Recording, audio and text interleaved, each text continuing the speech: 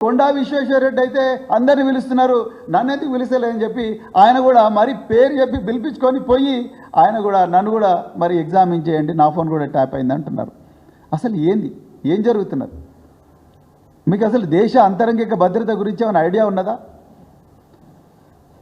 ఏమైనా అవగాహన ఉన్నదా? ఈ ఇంటెలిజెన్స్ ఎట్లా నడుస్తుందో? నేను ఇలా పోలీస్ అధికారులను కూడా నేను డైరెక్ట్ ఓపెన్గా అడుగుతున్నా. మీకు ఒక కొలీగ్గా, ఒక ఫార్మర్, మరి మీ కుటుంబంలో బతికిన వ్యక్తిగా, 26 సంవత్సరాలు మీతో పాటు ఉండే వ్యక్తిగా నేను ఒక ప్రశ్న అడుగుతున్నా. మీరు ఊకే ప్రభాకర్ రావు అంటారు. ఈయననే ప్రభాకర్ రావు, మీరు చూడండి, ఈయననే R Prabhakar Rao, doctor T Prabhakar Rao. ఈయన ఆంధ్రప్రదేశ్ అగ్రికల్చర్ యూనివర్సిటీలో వెటర్నరీ సైన్స్ చేసి, బ్యాంకులో ఒక చిన్న ఉద్యోగం చేసి, అదేవిధంగా మరి ఇంకా రకరకాల చిన్న చిన్న ఉద్యోగాలు చేసి 1991లో డిఎస్పి ఉద్యోగంలో జాయిన్ అయ్యండి ప్రభాకర్ రావు. ఈ ప్రభాకర్ రావు ఈయన సర్వీసులో 16 సంవత్సరాలు ఇంటెలిజెన్స్ డిపార్ట్మెంట్లో పనిచేసిండు. చంద్రబాబు నాయుడు గవర్నమెంట్లో పనిచేసిండు, కాంగ్రెస్ గవర్నమెంట్లో కూడా పనిచేసిండు, బీఆర్ఎస్ గవర్నమెంట్లో కూడా పనిచేసిండు. అదేవిధంగా ఈ ప్రభాకర్ రావు ఏ ఆఫీసర్ల దగ్గర అయితే పనిచేసిండో ఈ ఆఫీసర్లందరూ కూడా ఇలా చాలా కీలకమైన పొజిషన్లలో ఉన్నారు. నేను ఇంటెలిజెన్స్ డిపార్ట్మెంట్ చాలా సున్నితమైన డిపార్ట్మెంట్. ఇంటెలిజెన్స్ డిపార్ట్మెంట్లో చాలామంది కూడా మంచిగా పనిచేసే కానిస్టేబుళ్ళు వాళ్ళ కుటుంబాలను కూడా వదిలేసి, ఆఫీసర్లు కానిస్టేబుళ్ళు వాళ్ళ ప్రాణాలను పణంగా పెట్టి పనిచేస్తున్నారు. కాబట్టి నేను దాని గురించి ఎక్కువగా మాట్లాడకుండా, ఆఫీసర్ల పేర్లు తీయకుండా, దేశ భద్రతను దృష్టిలో పెట్టుకొని, వాళ్ళ వ్యక్తిగత భద్రతను కూడా దృష్టిలో పెట్టుకొని నేను ఈరోజు మాట్లాడుతున్నాను ఒక మాజీ పోలీస్ అధికారిగా. నేను ఇలా రేవంత్ రెడ్డి హోంమంత్రి, ఆయనకు ఎలాగో ప్రతీకారేచ్ఛతో రగిలిపోతున్నాడు కాబట్టి ఆయనకి విచక్షణ జ్ఞానం లేదు. ఆయన ఒక అజ్ఞానిలాగా వ్యవహరిస్తున్నాడు, ప్రతీకారంతో రగిలిపోతూ ఉన్నాడు. అతని కళ్ళు బైర్లు గమ్మినాయి. ఎట్లనే చేసి ఇలా కేసీఆర్ కుటుంబాన్ని, కేటీఆర్ను, ఎవరినో ఒకరిని జైలుకు పంపించాలనే ప్రతీకారంతో నేను రగిలిపోతున్న రేవంత్ రెడ్డికి ఈ దేశ భద్రత గురించి, అంతరంగిక భద్రత గురించి ఉండే విచక్షణ ఉండే అవకాశం లేదు. కానీ ఐపీఎస్ అధికారులుగా, డీజీపీలుగా, ప్రిన్సిపల్ సెక్రటరీలుగా, ఐఏఎస్ అధికారులుగా, చీఫ్ సెక్రటరీలుగా మీ అందరికన్నా విచక్షణ ఉండాలి. నేను ఎందుకు చెప్తున్నా ఈ మాట అంటే, ఈ ప్రభాకర్ రావు మీ అందరి దగ్గర పనిచేసిండు. ఇదే ప్రభాకర్ రావు ఆయన మెడల్స్ చూడండి. పోలీసు ఉన్నత పథకం చంద్రబాబు నాయుడు ఇస్తాడు నాకు, అత్యుత్తమ సేవా పథకం.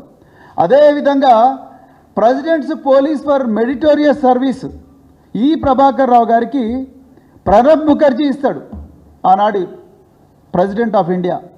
దాని తర్వాత పోలీస్ మెడల్ ఫర్ గ్యాలంట్రీ, అంటే ఈ దేశంలో పోలీసులకు అత్యుత్తమ గొప్ప సాహసాలు ప్రదర్శించిన అతి కొద్ది మంది పోలీస్ అధికారులకు ఇచ్చిన మెడల్, ఆయనకు గ్యాలంట్రీ మెడల్ ఇచ్చారు Ramnath Kovind, president of India.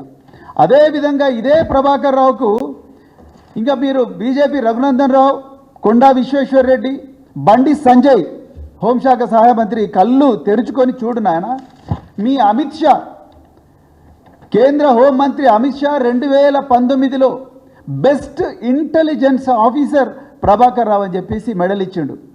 అంటే అమిత్ షా తప్ప లేకపోతే నువ్వు తప్ప? సంజయ్ మీరే చెప్పాలి.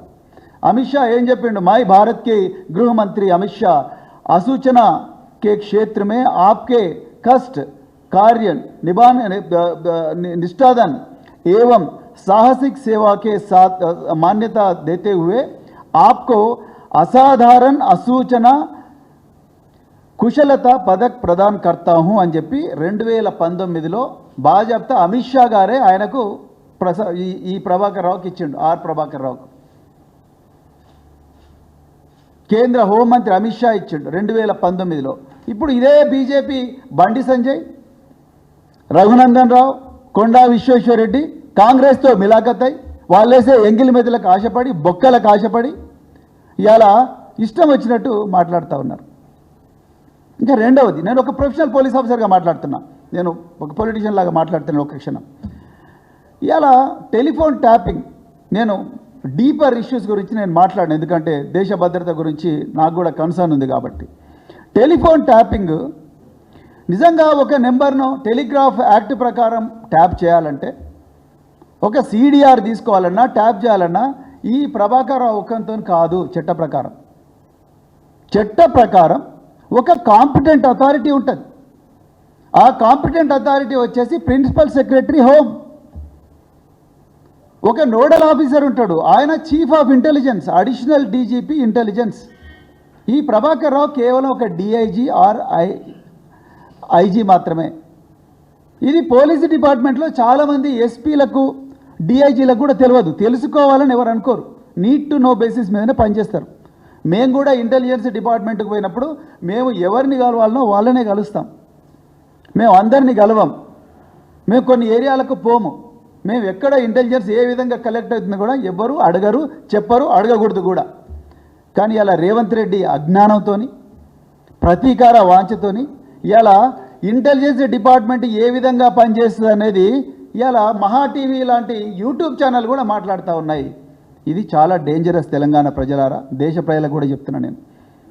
ఇలా మీరు చేయబట్టి మీ సిట్టులు మీరు ప్రెస్ మీట్ పెట్టకపోవడం వల్ల, మీరు లీకులు ఇవ్వడం వల్ల ఇలా దేశంలో ఇవన్నీ కూడా రెగ్యులర్గా లైవ్ టెలికాస్టు, అదేవిధంగా మరి మీరు రిమాండ్ సీడీలు ఓపెన్ చేయడం వల్ల, ఈ విధమైన కార్యక్రమాల వల్ల పక్కన పాకిస్తాన్ కూడా మన ఇంటెలిజెన్స్ వ్యవస్థ ఎట్లా నడుస్తుందో తెలుస్తుంది. చైనాకు కూడా మన ఇంటెలిజెన్స్ వ్యవస్థ ఏ విధంగా నడుస్తుందో తెలుస్తుంది. లేకపోతే పక్కన నేపాల్కి తెలుస్తుంది, శ్రీలంక తెలుస్తుంది, బంగ్లాదేశ్ తెలుస్తుంది. ఇంకా ఏమున్నది ఇలా సీక్రెట్? దేశ ప్రజల భద్రత ఏం గాను? పహల్గాం లాంటి దాడులు ఎందుకు జరగవు? ఇట్లా చేసుకుంటూ పోతే మీరు ఒక ఆఫీసరు నిజంగా తప్పు చేసి ఉంటే మీరు శిక్షించండి. మీరు ఆఫీసర్ నిజంగా తప్పు చేసి ఉంటే చట్ట ప్రకారం వాళ్ళు శిక్షించండి. మీరు జైలుకు పంపించండి, తర్వాత ఛార్జ్షీట్ ఫైల్ చేయండి. అంతే తప్ప రోజు లీకులు చేసి ఇలాంటి ఆఫీసర్లు ఈయన ఒక్కడేనా అండి రెస్పాన్సిబుల్? ఈయన కింద అధికారులు, ఈయనకు రిపోర్ట్ చేసిన అధికారులు ఏమైనా నెంబర్లు ఇస్తే ఆయన పైన chief of intelligence, additional DG ఇంటెలిజెన్స్కి ఇస్తాడు. అడిషనల్ డీజీ ఇంటెలిజెన్స్ తీసుకుపోయి ప్రిన్సిపల్ సెక్రటరీ హోమ్కి ఇస్తాడు. ప్రిన్సిపల్ సెక్రటరీ హోమ్ 3 రోజుల లోపల పర్మిషన్ ఇస్తేనే అప్పుడు ఎయిర్టెల్ కానీ, జియో కానీ, టాటా మొబైల్ కానీ, లేకపోతే వోడాఫోన్ కానీ ఎవరైనా కూడా వాటిని ఇంటర్సెప్షన్కు పెడతారు. అంతవరకు పెట్టరు.